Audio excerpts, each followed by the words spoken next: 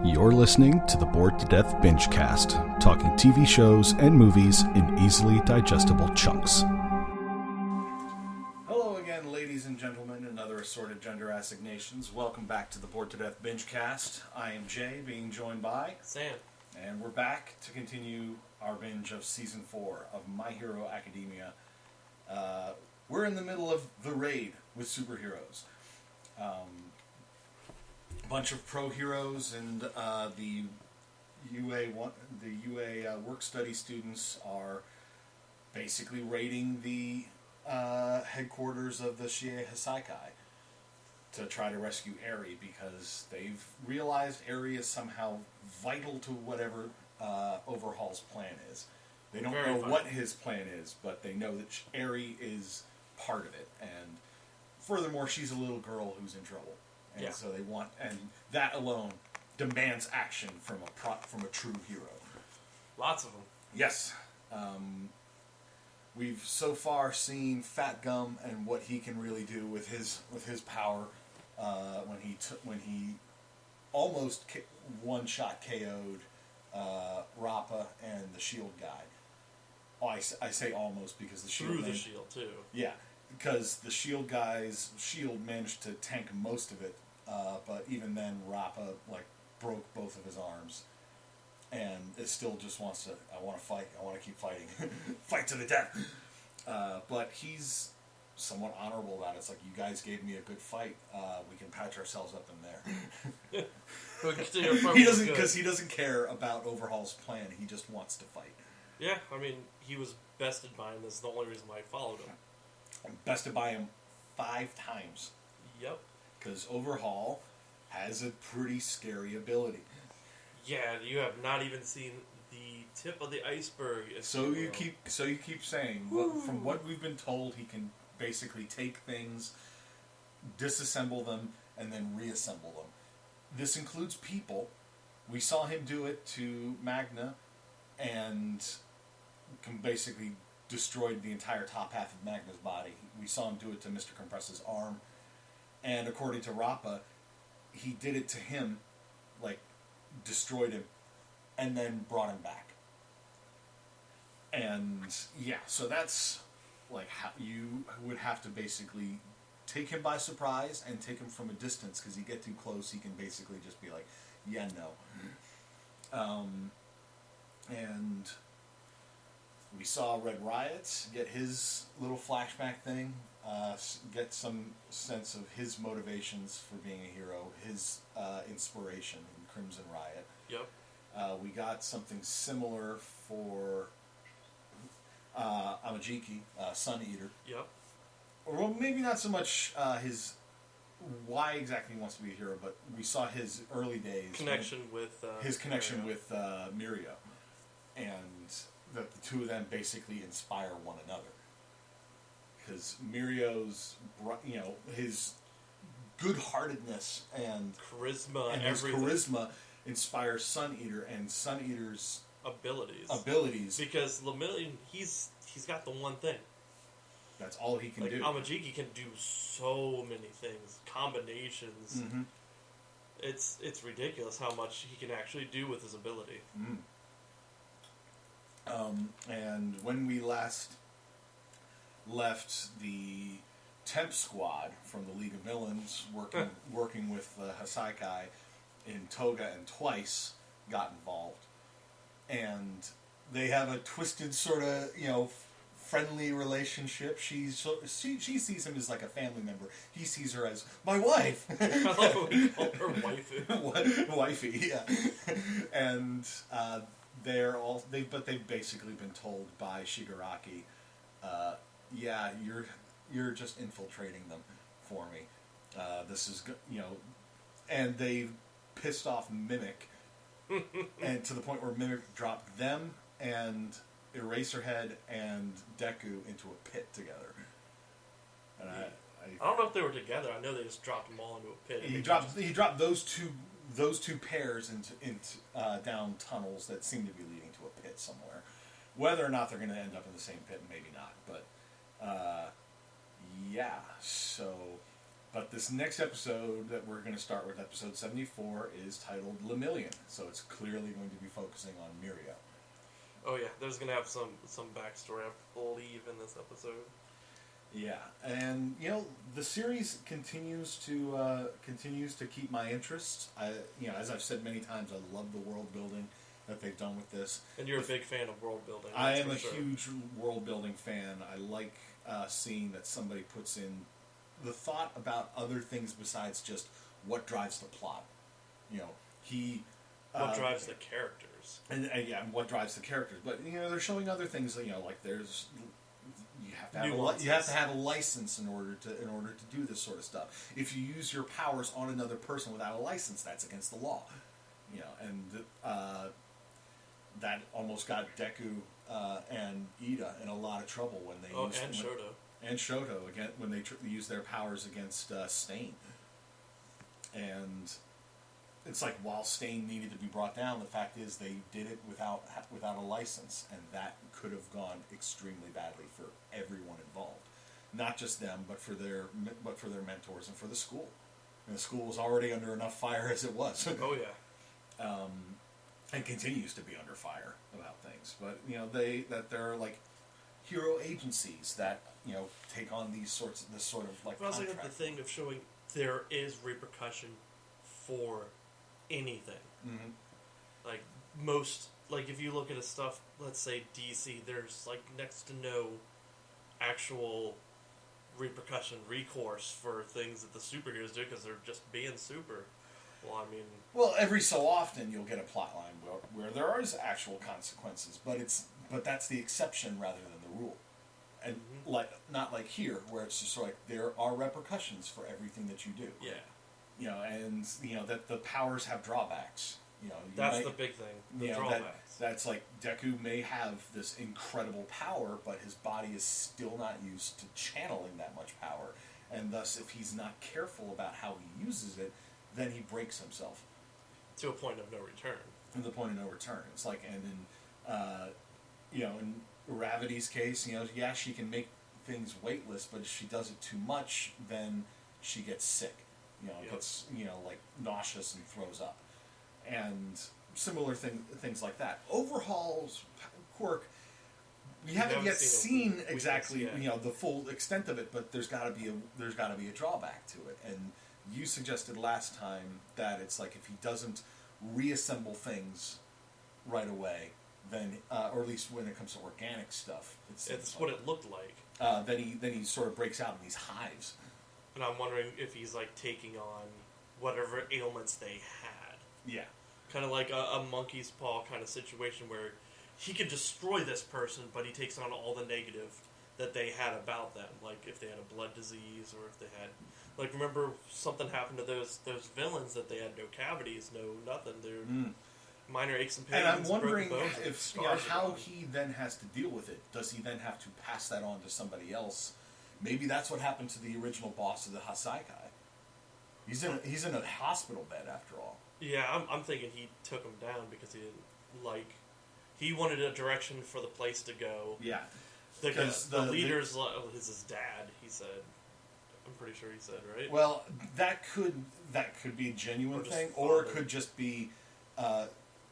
Again, my knowledge of Japanese Yakuza is not very well informed, but from what I understand, the Yakuza do tend to see themselves as like a family. So like maybe he wanted to go with this new idea how things would go, and boss was like, no, we're going to stay legit, we're going to stay low key. It's just sort of like we are not equipped to deal with bringing the heroes down on our heads. We're going to keep things low level. Keep it low and slow. And keep as much stuff under the veneer of legitimacy as we can. And Overhaul is just sort of like, well, I agree with you. I wonder if he disassembled them and didn't know how to reassemble them at the time. Fully. Or that's why he's on a break. Or he could be using him as literally like the mule for all the negative stuff that he's pulling out of these people. That's so that he's not constantly getting sick himself. Because we have seen he has some sort of thing against filth and disease and stuff like that, which explains a lot about why. Could be OCD in general. Could be OCD. Because we have seen there are that people do have their, well, a lot of people have their personality quirks. Some of them, and I don't mean quirks as in superpower, except in the case of Twice. He's like the only one I've seen where there's a genuine mental aspect to his quirk as well. But yeah, he also had his clones try to kill him. And the subsequent identity crisis that he had as a result of all of them killing one another and nobody knowing who the real one was, to the point where even he's not sure. Yeah, until he's the last one there, and he's like, I guess I'm the last one. But even then, he's not sure if he was the original.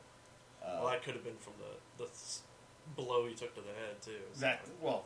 There's a whole lot going on with Twice in that respect. But yeah, there's a lot going on, and I like that they managed to not keep it. They keep it manageable with everything that's going on. It's not so overwhelming that you don't know what's happening. I don't think he had like a contingency for when he started making clones of himself. Like, you know that the clones can only take so much damage. Keep something on you that only you will have, that you can inflict that exact amount of damage to make them putty. So if you get hit with it, you're like, oh shit, well, I'm good. I mean, it's kind of like the totems in Inception. Have you ever watch Inception? I've never seen Inception. Okay. But the whole concept of a totem is something that's brought up there because they're going into dreams that can seem very much like reality. Every single person who goes in is advised to have some sort of totem about their person, like some sort of item that they know completely, that they don't show to anybody else, so that as long as you have that, it reminds you that this is not reality. Like the main character has this little top that he spins, and in a dream it will just spin endlessly. It won't ever topple over, and so he will you'll see points in the real world where he'll spin the top just to make sure. And when it falls over, it sort of reassures him, I am in reality.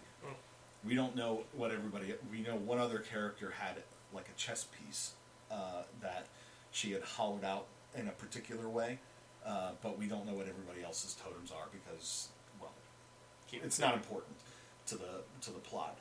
It was brought in as a something of a plot device. I would go into detail, but then it would get spoilery.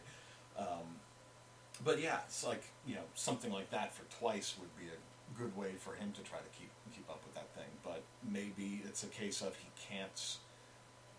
He'll probably just end up duplicating it. Yeah, that's the problem. But that's the point of, if he gets hit with it, like say it's a gun with a certain caliber, that if he shoots one of his clones in the ankle or leg or something, that's the perfect amount of damage to disintegrate. Oh, you're talking like a weapon or something that he can use on them that, it's just like, am I crack. The real? And he's like, hit somebody, hit him in the ankle, the guy goes down screaming, oh shit, that's the real one.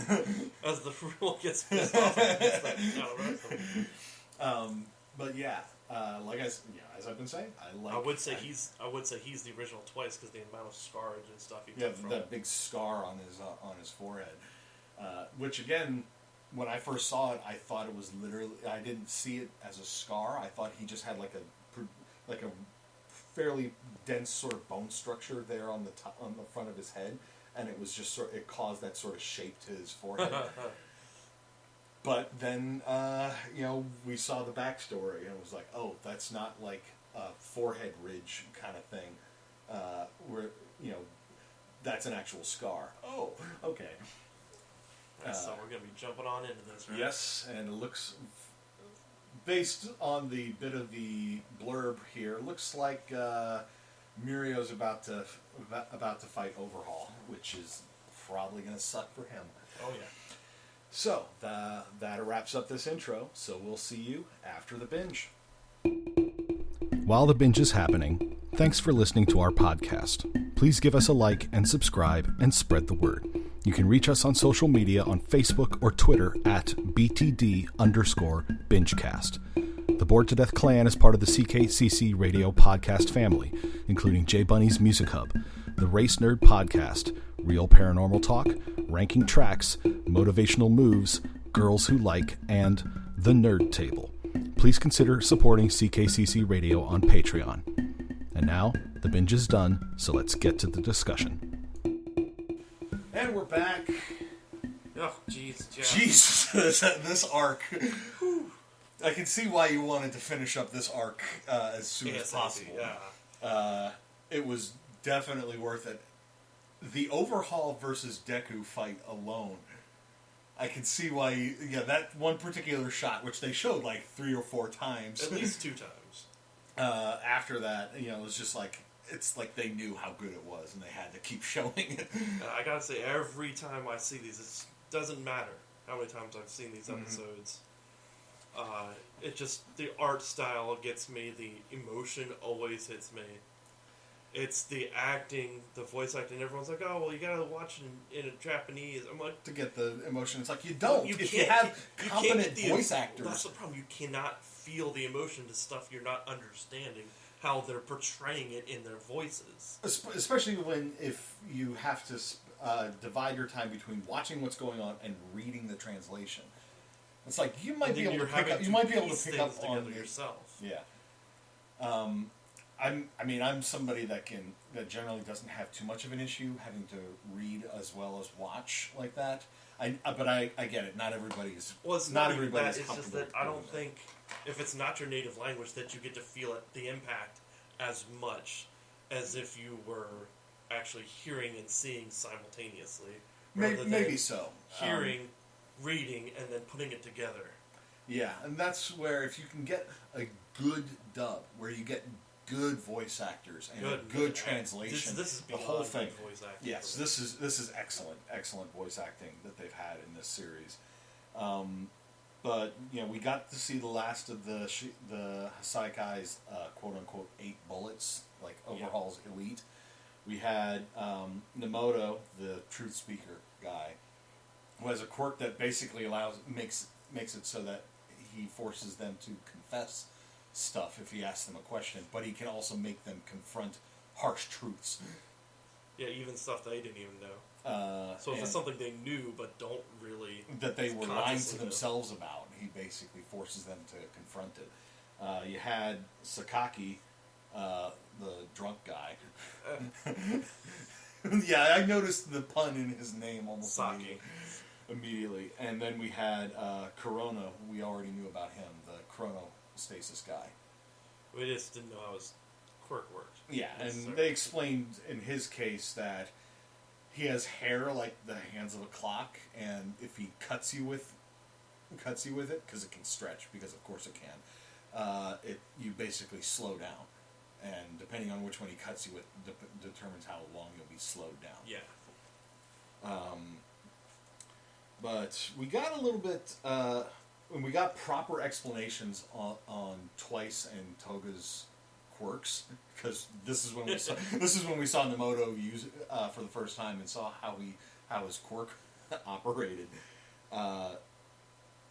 And he also, this is when we got like a flashback to when they joined the Hassaikai, and also forced them to answer, did Shigaraki talk at all about betraying us? And they were like, no. Mm-hmm. Which, to be fair, he did not say anything about that. And Shigaraki, I mean, he's playing chess real good right now. He may be immature at times and be more interested in causing chaos, but he learns quick. He's not stupid, that's for damn sure. Mm-hmm. And we got to see Mirio try to take on Overhaul and Chrono, and he did pretty well for himself. Holy shit! The control kicking through, phasing through Aries' head and kicking Chrono in his. With that slight bit of spacing between the two of them, just the crossover. And it's like, while he got caught briefly by Nemoto and Sakaki, they sort of confronted him in the hall. He managed to take them out in one shot both of them. Yeah, he used Phantom Threat. Well, he's like, all right, yeah, equilibrium, which could just completely destroy most people, but with his extreme sense of awareness. Yeah, and how well he's trained with his quirk. Yeah, it's like he knows how to operate when he has he can't trust his senses. So it's That's like, true. whoa, bam, and just... He decked them both. Yep. And I think it was actually like a 2-shot. I think both of them needed like He 2 hit the hits. one, and then the other one took a lariat. Mm-hmm. But when he went up against Overhaul, well, that's when we find out just how much of a bastard Overhaul is. Because we got a bunch of flashbacks there. It's like he was adopted by the head of the Hassaikai, by the head of the Yakuza. And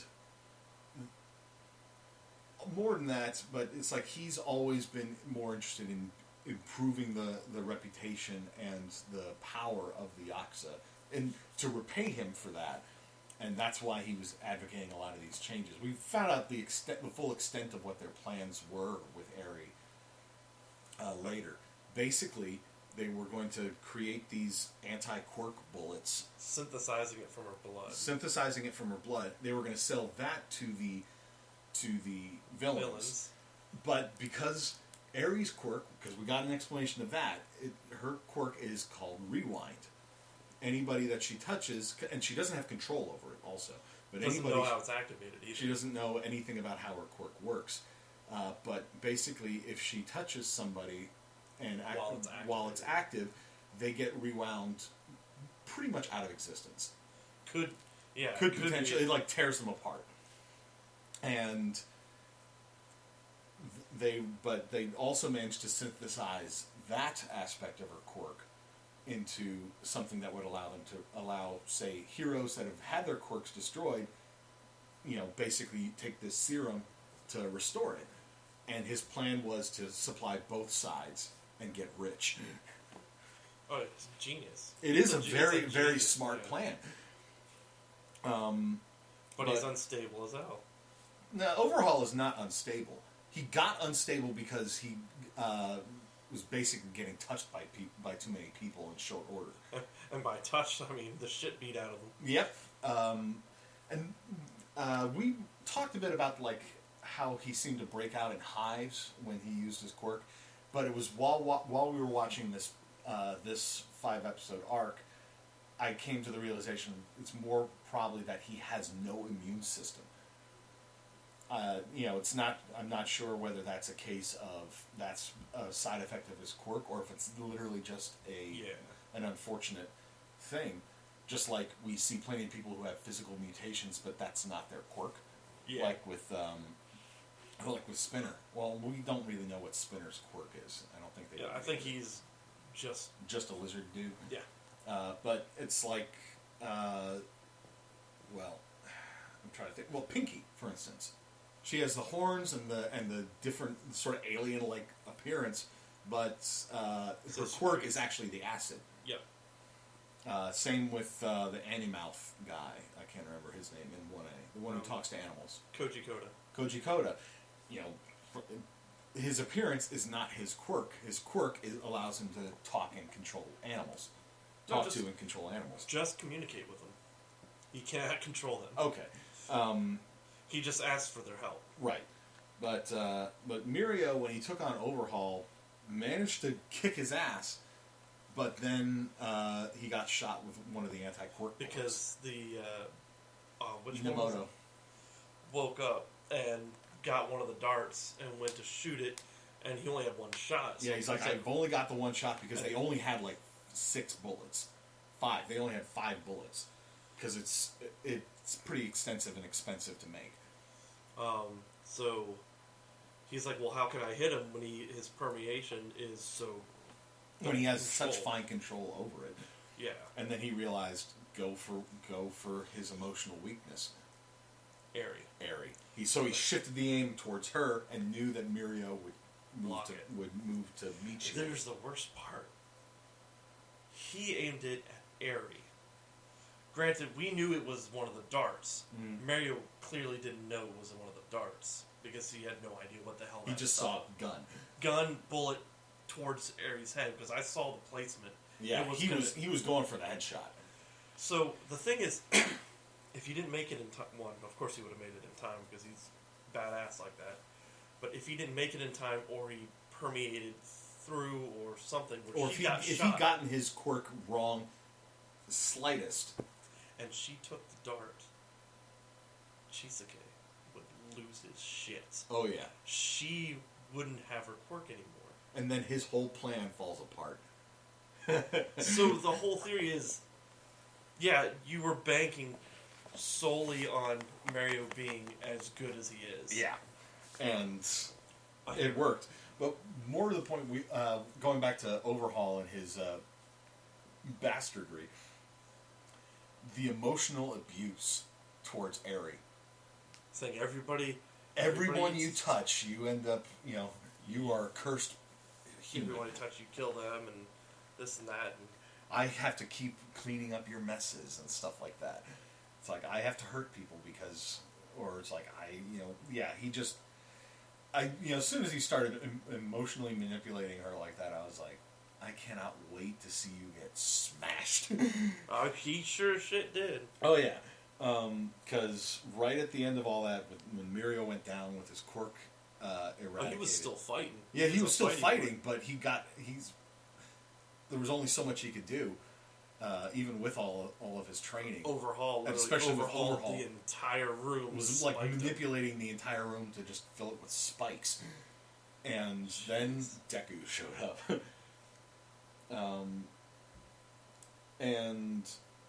But when Night Eye and Eraserhead and Deku make it there,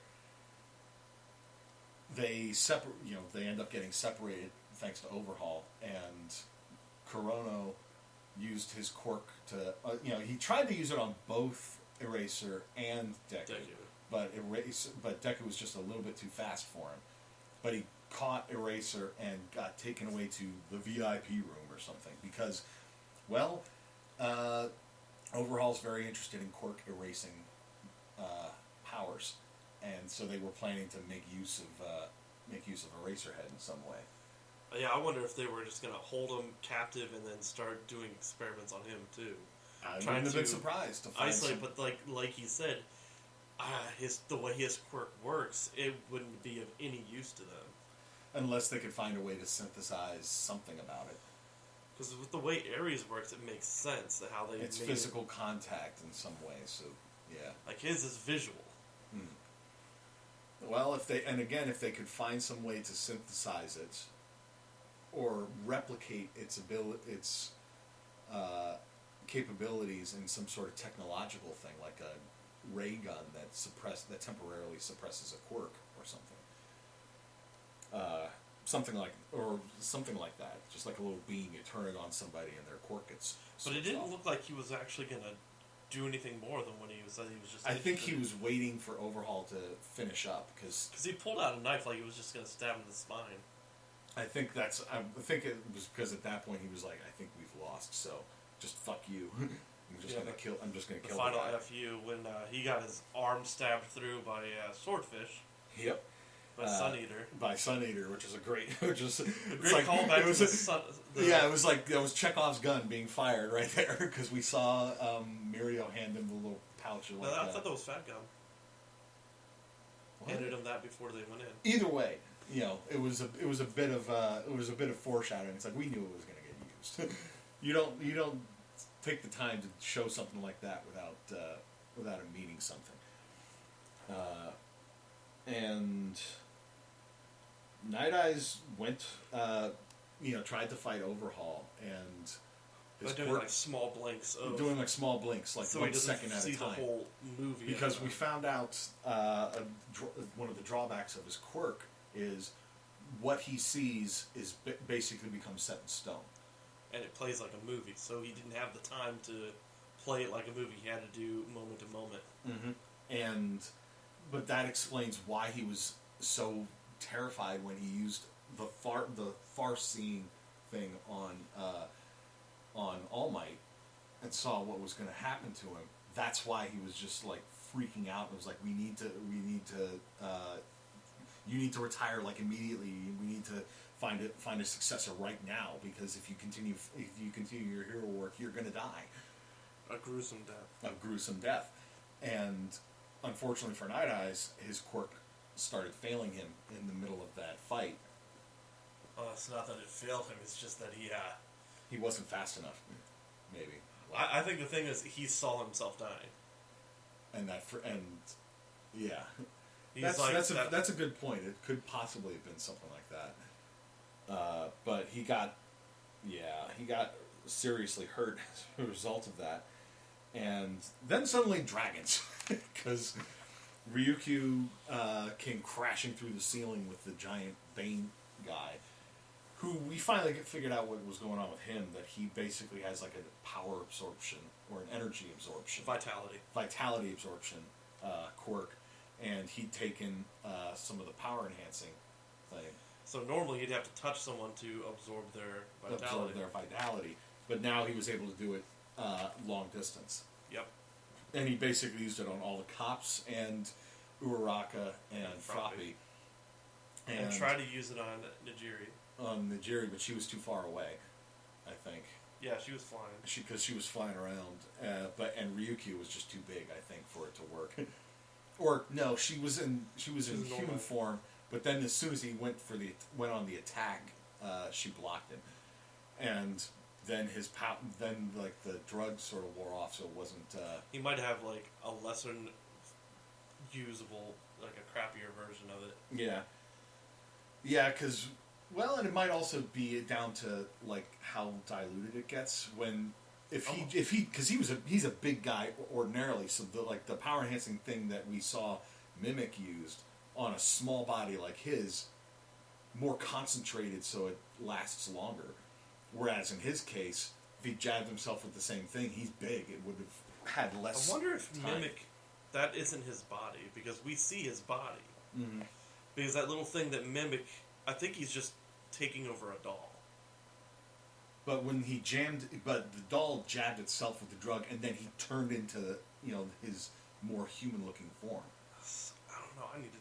And maybe it's some sort of thing about his quirk. Well, because if he isn't like essentially possessing the doll, then he would still be inside of it.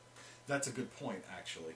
I hadn't considered that. Maybe being in the doll shields him from physical harm to some extent.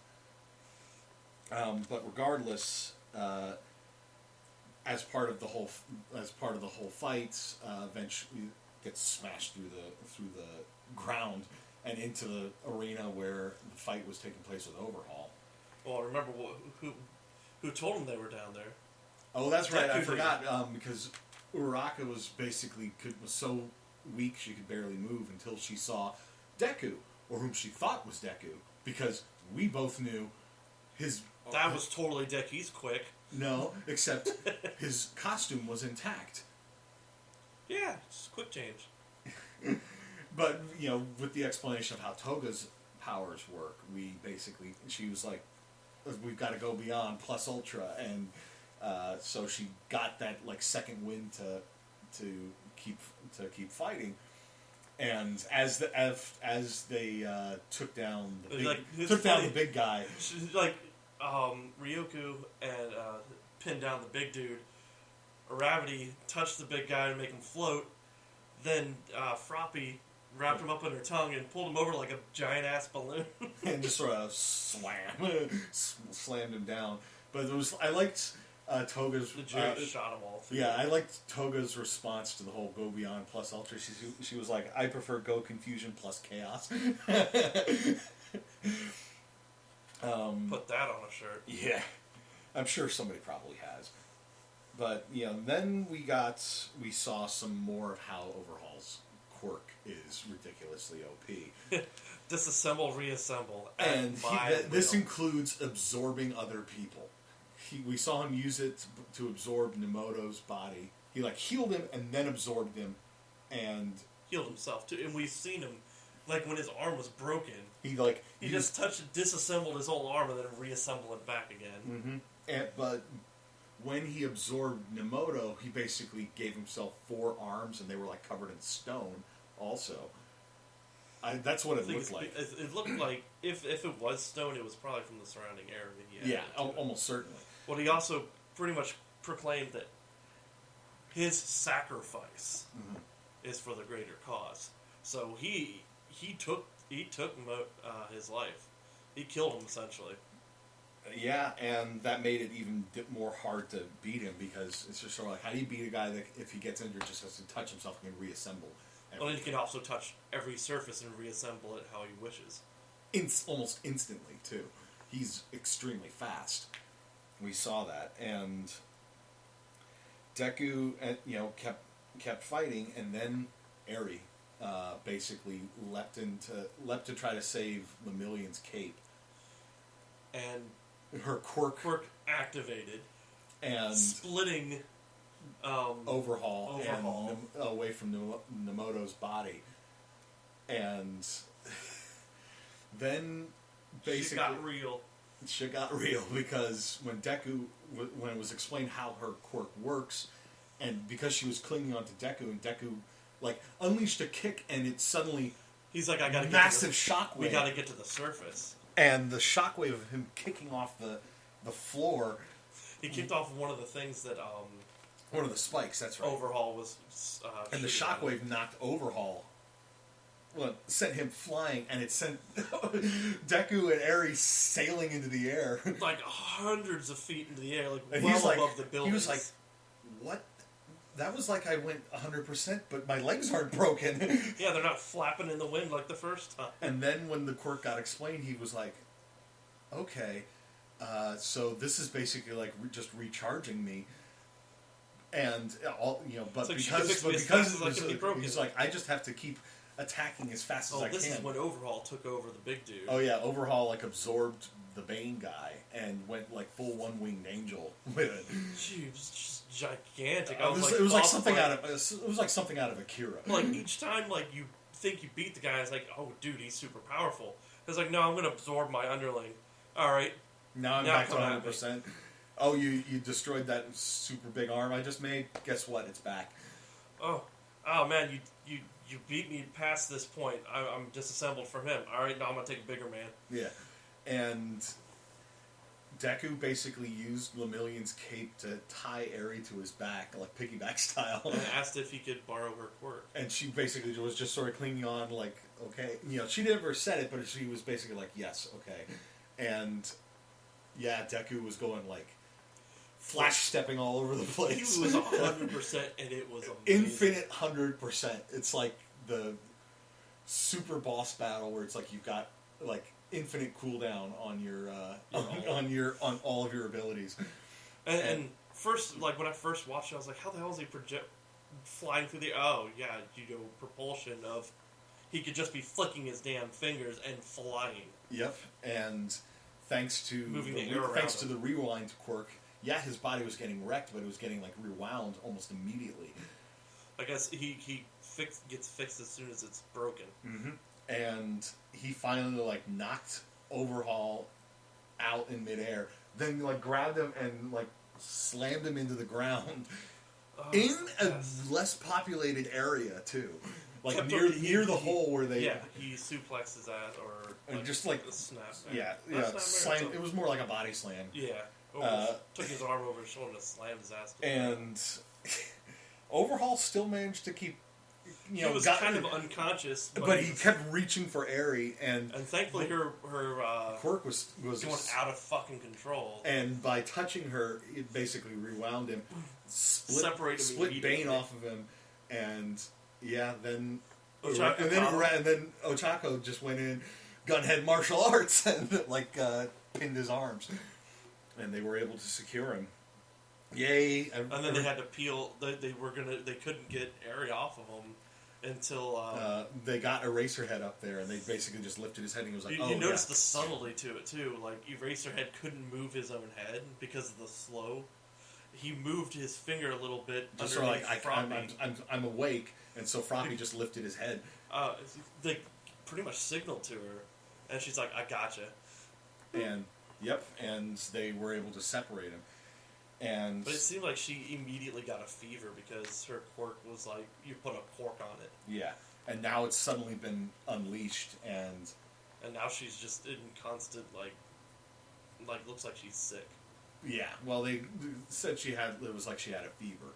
It's because she still doesn't really have fine control over her quirk. If she had fine control over her quirk, she could have been the best little kid ever. Oh crap! I broke the vase. Touch it, reverse it. That's good now. I broke my toy. Guess what?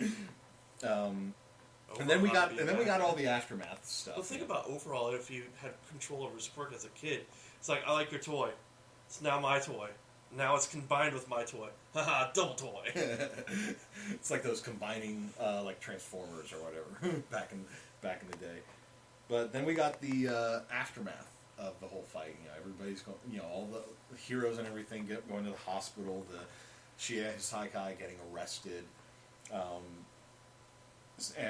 But Night Eye. Oh, we also found out that Overhaul messed over essentially his dad, putting him Well, his adopted father Yeah. in the head of the Yakuza. just so he could be in control. It was totally his doing. Yep. Wasn't how I thought it was, like he was literally passing on the sickness to him. No, it was just a case of he used his quirk to fuck him up and leave him in a hospital bed. I wonder if he just had it to where he disassembled something just so he could be on life support and then he could reassemble it later. I think that was the plan, because I think he wanted Pops, as he called him, to see the plan come to fruition and for the Yakuza to become He's powerful going to be again. pissed when he comes back, too. Well, if he comes back, we don't know. I mean, I don't think he would have put him in dire, straight life support. I think it's just like on Yeah. a ventilator in a But sense. yeah, you know, but Night Eye's got like mortally wounded by the whole thing. Like his arm got destroyed and then got a huge cut off by one of the rock spikes, through and his a chest. huge spike through his chest. Yeah, and I'll cover that first before we talk about what happened to Overhaul. But let's finish talking about Night Eyes. We got everybody's at the hospital. At the hospital, And patched Deku and up. Eraserhead go down to see him. All Might is there. Mirio eventually limps in as well, and they're basically told Like there's he was being held back by a nurse, and Yeah, he shouldn't be up right now. He and should it's not like be walking. and Mirio's just sort of like power, Pushing through.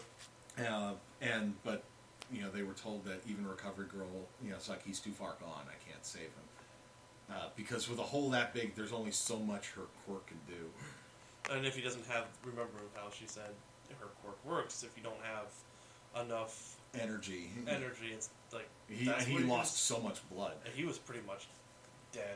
Surprising. Like the life support kept him alive long enough for him to reconcile with All Might, and for All Like Might the to reconcile with 10 him. random tubes.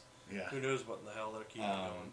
I think it was probably just keeping everything flowing long enough for him to say his goodbyes, and But the thing about Night Eyes is he tried to basically see the future with Deku and thought, you know, he's going to die, and then Deku didn't. He and he's said like, it you during the whole changed thing. the He's like- future. He was saying it through the whole time. He's like, I've seen the future. There's no He's gonna future die. where you manage to get out of here alive. Overhaul wins, and he escapes with Eri. And that didn't happen. So it's just sort of like that gave him some hope in the end that the future can be changed, and that means All Might will be okay. And you know, And I've come to the realization that was Eri's rewind quirk messing with it, because if her quirk wasn't active, then yes. And since he doesn't have any of the specs of anything to do with Eri at all, then I don't know if his predictability can factor in a complete unknown variable. this is true, but it gave him that hope, so he was able to go out with a smile on his face. And Just reassure told everyone to smile. everyone to tell Mirio and Deku to keep smiling. Well, they were there. He heard. Yeah, I know. But now let's talk about Shigaraki and Overhaul. The mad genius that Yep. Shigaraki is. Because Overhaul's just like in an ambulance. They've got him restrained. They've got his hands like in some sort of special I wonder if they were going to take him cuff. towards Tartarus. Tartarus. Most likely. But, you know, he's restrained and everything, and they've got a police escort. And then suddenly we see the League of Villains is riding on this truck in front of them. Shigaraki literally just perched on just chilling on it, just like a sitting. freaking gargoyle with Dobby and Mr. Compress in the back. Spinner is driving. Sporting his brand new Mr. Compress sporting his brand new metallic arm. Yeah, robot arm. And which they probably got from the broker guy. Well, at least someone he works with. Yeah, and There was a pro hero there with the escort, Snatch, I think they called him. Yep. It was the sand hero, who's basically perfect for countering Dobby's flames, because sand doesn't burn. But with Mr. Compress there, yeah, he died. Essentially, Mr. Compress trapped him in the thing, but I think he trapped him in with the fire. And Dobby basically explained, I don't think he could use his quirk on the lower half of his body, so he's dead. Yeah, that means the fire was trapped in there with him, annihilated whatever. And Shigaraki basically overturned the ambulance, kicked Overhaul's gurney onto the and then Mr. Compress comes up and compresses part of his left arm. And she's like, that's payback for mine. Oh, he just said an arm for an arm, and then he just made the little orb vanish. It's like he could probably get rid of that thing later. He doesn't care about having part of an arm. And then Shigaraki is just sort of like, for a guy who is all about destroying quirks, you probably shouldn't have one of your own. Uses his decay on the other arm, and it's like, if that's not cut off, then it'll spread to your whole body. Just cuts off the arm that he started decaying, and then basically took the because they had the bullets and the serum, the anti-quirk bullets and the rewind serum in that ambulance as well. He's just sort of like, which one of these is the finished product? I'll just take them both. And then he basically told him, it's like, this is a better punishment for you. Because you're going to get to see your dream basically get destroyed. It'll never come to pass, and now you don't have your quirk anymore. And you left him, covered in hives and screaming in despair. And what was the last thing that he said? With that creepy ass smile on his face, it's just sort of like, "Good luck." Let's do our best, or something like that. And I was just like, it's freaking Joker right there. It was, he is a freaking mad genius. So it's like I said, he's not perfect when it comes. He wasn't perfect at making plans at the start of everything. He was mostly going off of All for One's plans, to some extent. But he learns quick. He figured out real quick how to best play the Hassaikai. My question is there more plans for that piece of arm? The one that they took from Overhaul? Because think about it. How does All for One have, what does he have to do to steal a quirk? If he just needs part of him. Then he could put himself back together. If they were to get into Tartarus and free him from his restraints, would that be enough for him to replicate or steal Overhaul's quirk?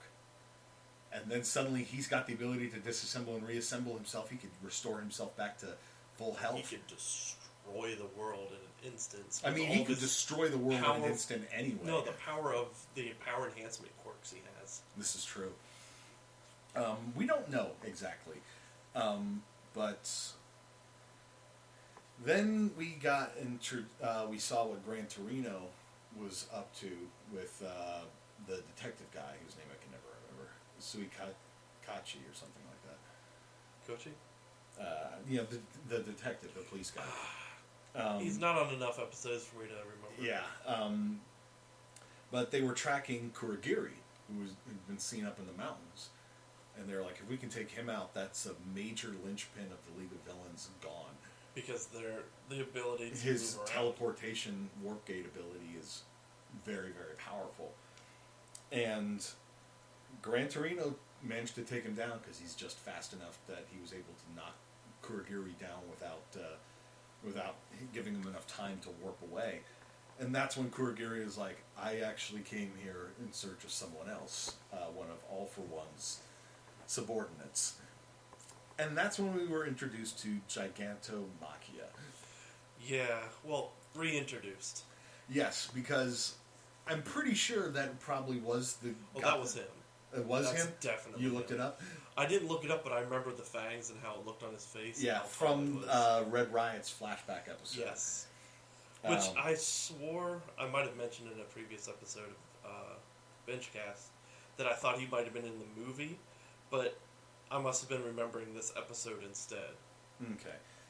But regardless, we didn't see what happened until later when we got another little flashback when All Might took a call from Gran Torino saying, yeah, we managed to capture Kurogiri, but there's somebody worse out there.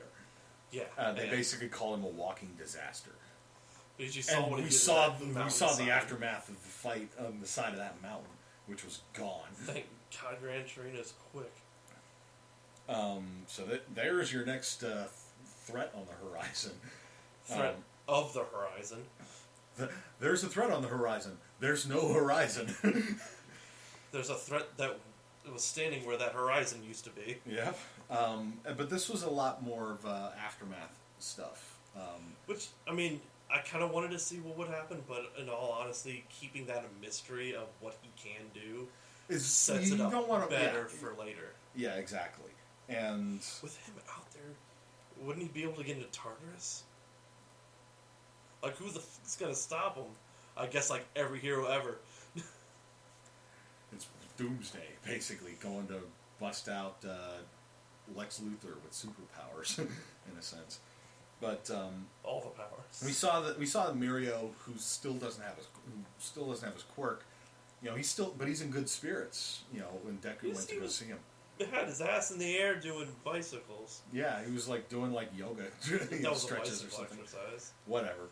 And he basically said, "Yeah, I'm gonna have to, step back from doing the hero stuff for a while." But he's hopeful that Eri will get better control over her quirk and maybe could rewind him back to win his quirk and restore his quirk. I wonder if there's any way there's some negotiation with Shigaraki over the cure.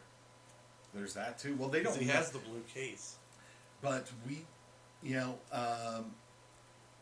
do the heroes know that he has the serum? I mean that the serum even exists. They knew that the anti-quirk bullets exist. They don't know the serum. They just knew that they had his belongings, which I was hoping they weren't keeping the belongings with the actual. That's a major security breach right there. But and only sending one hero to cover them. A guy that powerful, you should really have more than one. Well, especially when you know that, he's secured. It's what you know that's out there. Like, that might be, like, that they were working together. You know there's at least 4 or 5 more that could be a potential threat to him. Exactly. So that was a pretty big security breach right there. And I'm sure we'll probably see some consequences for that. Down the line, because people already are starting to lose some faith in Hero Society. Oh man, I kind of want to go back to the episode where they met each other, where they killed Magna and then the other guy. I want to see who got decayed. If it was someone he actually Overhaul brought back or not. Because they always referred as the 8 bullets. I mean, now of course afterwards, was it the 9 bullets before? Because it was definitely somebody with one of the masks. It's one of those things we can always go back and look at later, but we also know that there's a limitation to his destroying somebody and bringing them back. He has to basically bring them back like immediately, or they're gone. He could have done a show of good faith and brought back Magna there, but... Yeah, but he basically was just... He wants that upper hand. He wanted the upper hand, exactly. And... So Deku and all the other work study students returned back to the dorm. Everybody's happy to see them. They're all like they want details about what happened. They were all worried, sick about them and everything. But Bakugo and Shoto both have to check out early because they still got provisional licensing training in the morning. And but when they go to the training the next day, they get Present Mike and All Might instead of Eraserhead, because Eraserhead's still needed at the hospital to keep Ares' power in check. And Present Mike is just being a gadfly and just doing everything I he just can love to that he's poking and annoy poking the shit out of Bakugo. Oh, it was the best. But like, how do you like it, mister? No, you're not going to say but anything when they back get to the teacher? and when they get to the training facility, Endeavor is there. And he's like, I want to talk to the former #1 hero. Because part of that was, I was just like, you're just rubbing it in to the guy.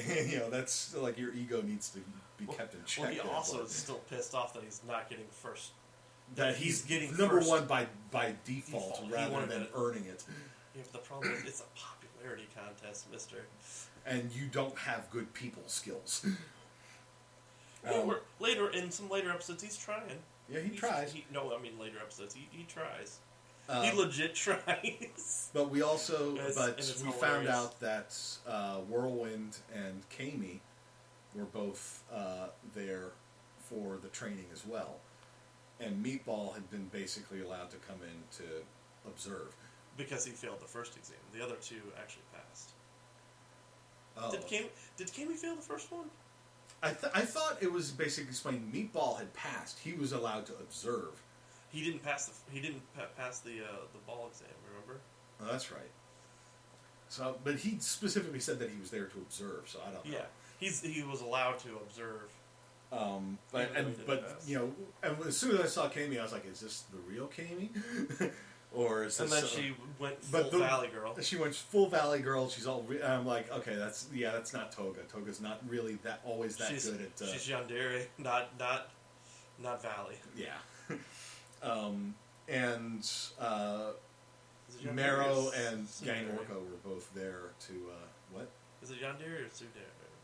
She Toga is Yandere. It's just sort of like, I want him. Anybody that gets in my way dies.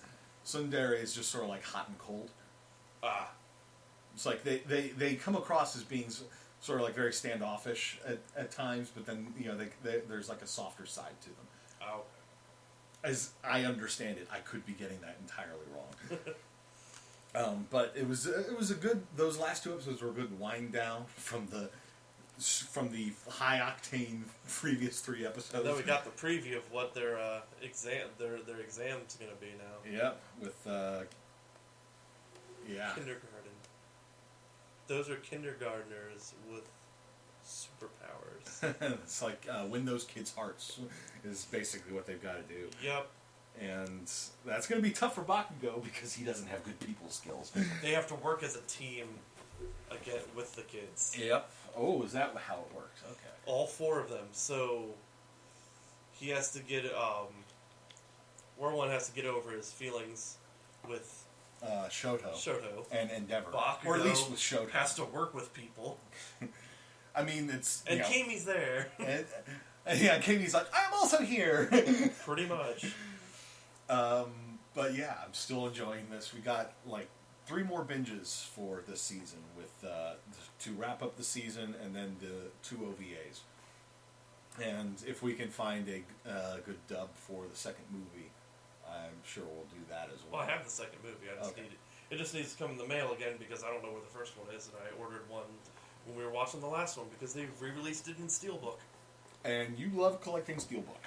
Especially of stuff I heavily support. Yeah. And I can see why you would heavily support this, and I've seen your pop collection. I have all but a couple of them. Yeah. And I'm pretty pissed about that, but that's another story.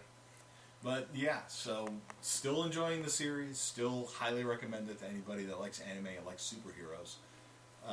The world building remains good, and they show the consequences and aftermath of stuff as well. It's not just like DC, as we were talking earlier, where it's like the heroes are doing all this stuff, and it's just sort of hand waved away because heroes.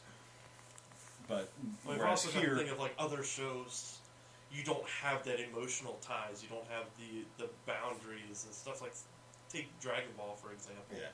When they're running around doing all this super stuff, like you don't touch back with the people.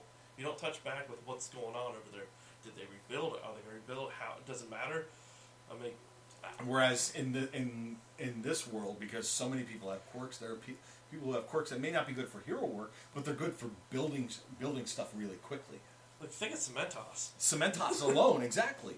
And You should. I think I'm even sure he I goes think out. even Uravity had basically said she wanted to learn how to use her quirk to help then her family. to help her family, and help them build like with the construction stuff, because it was like her family owned a construction firm. Is it construction?